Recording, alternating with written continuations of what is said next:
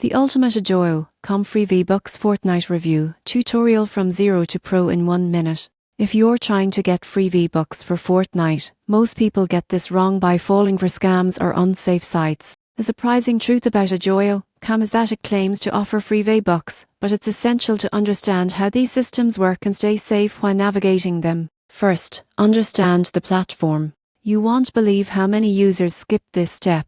Ogyoyocom presents options to earn V-Bucks through surveys, offers, or participation in promotions. Always verify legitimacy before entering personal information. Next, complete available tasks carefully. Most people get this wrong by providing sensitive data without caution. Focus on safe offers, avoid downloads that seem suspicious, and never share passwords. Safety is critical. Check reviews and user feedback. The surprising truth is that reviews can reveal which methods actually work versus fake promises. Look for verified testimonials and community discussions to gauge effectiveness. Finally, claim rewards responsibly. You won't believe how many accounts get compromised by rushing.